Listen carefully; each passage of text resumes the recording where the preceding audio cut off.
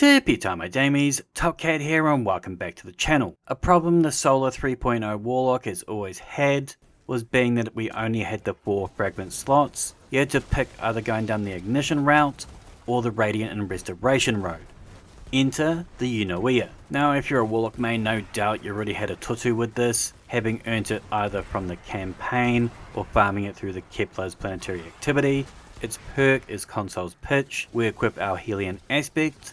These projectiles do increase damage the further they travel. They'll eventually fracture worse than the beetles into several scorching lava blobs. The first thing you're going to want to do is equip Ember of Ashes. This supplies a further 50% more scorch stacks to the target. Next we have Ember of Char. At standard it spreads 40 scorch stacks from our ignitions to surrounding mofos, but as we got Ashes this is now going to be 60. Then with Eruption this is going to increase the area of effect of our ignitions by roughly 3 meters, giving us a bigger pop for a little more sizzle. So obviously with my fragments I've gone down the standard ignition path. This is good as we're going to have heals on tap regardless. I prefer the Phoenix Dive over a traditional Rift. It's a lot more mobile and I love to get a little bit skybound so I can target those enemies hiding behind rocks and things. We jump up, slam down, and this is also going to grant us Cure as well as activating that Helion. This kit has 3 100 peaks. As it's centered around the Helion, we need at least 100 class ability energy, so I'm rocking 3 pieces of Specialist. This guarantees a minimum of 100 class ability energy, and it'll give me 100 to weapons for that 10% increase to reload and handling, and 15% weapon damage to miners and mages. The other 2 pieces you want Bulwark. This is going to give us 100 health, allowing me to get 70 health per orb pickup. It states at 100 class ability energy, we're going to have a 27-second cooldown on our Phoenix Dive. Whilst this is already good, it can be a lot better.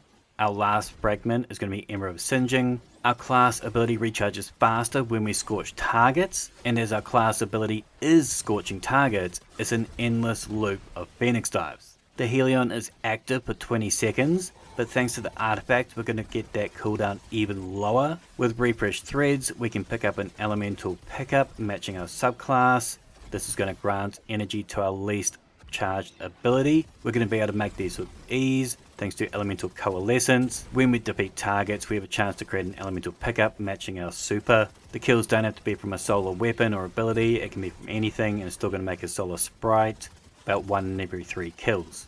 Now we can get that class ability energy back in as little as 10 seconds. It's honestly so good having this much cure on tap. For those of you who have done the Master Conquest Conduit mission, there's a modifier there that turns you into a little void nuke whenever your shields are broken. You can like run up and defuse them, or you can simply just cure dive them to break the bomb. It honestly came in clutch so many times when me and my mate Hux were running it. Now as we got all those dives, we're going to be running a Dynamo mod to increase our super regen when we dive next to foes, and a Reaper mod to make us an all power every time we get a weapon kill to give us 70 HP back. Now I've got 2 different armor sets here. The first is the Last Discipline from the Crucible. The 2-piece perk is Terminal Velocity, where our final blows with primary weapons grant us increased reload speed. And the second set of armor is a 2-piece Bushido. This perk is Ido, and this will allow us to heal ourselves from our weapon kills after reloads, kind of like a makeshift heal clip. I definitely feel like the best weapon to pair with the Eunoia is the Ahab Char. Very saucy seasonal rapid fire AR.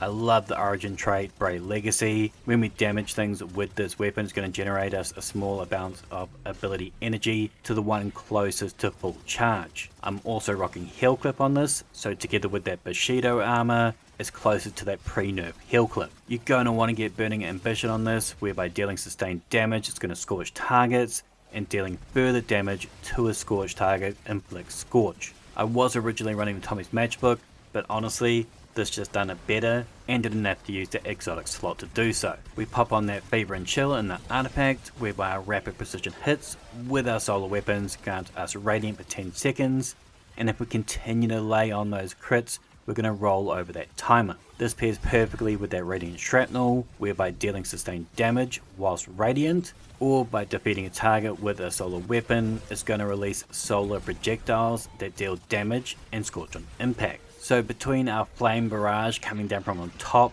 flames in their face and flames breaking off, our foes are going to be hard pressed to escape the scorch. Now normally when I'm on my solo lock I run the incinerator snap, it's generally a better one hit kill, but as we got this Helion we really do need to play it at range so it gets the proper arc to make the most of its damage increase, so I've opted for the Celestial Fire instead. This will allow us to direct hit from further range. Now for your grenade you can really run whatever you like. We've got enough ignition damage, we've also got enough heals. Same goes with our other aspect. If you wanted to run Heat Risers or Icarus Dash, you're more than welcome to, but I did go Touch of Flame solar aspect, paired with our healing grenade to give us cure ×2. It's not only great for myself when I get in there a little bit too deep, but I'm a friendly guardian, and I like to help out my fire team where I can. Now feel free to pause here for all my mods, fragments, and artifacts, but there will be a dim link in the description down below. I'm sure most of you solar warlocks have had a good tutu with this exotic by now. I'm in love with it, but it's a little bit cheap code, right? That said, it does struggle in indoor maps as you really do need that elevation in order to give it its full scorch potency. But I'd love to hear your thoughts in the comments down below. Strong, not strong enough, or just right? Make sure to thumb it if you dug it, sub if you're new, and as always, tippy time at Damies, what a tie.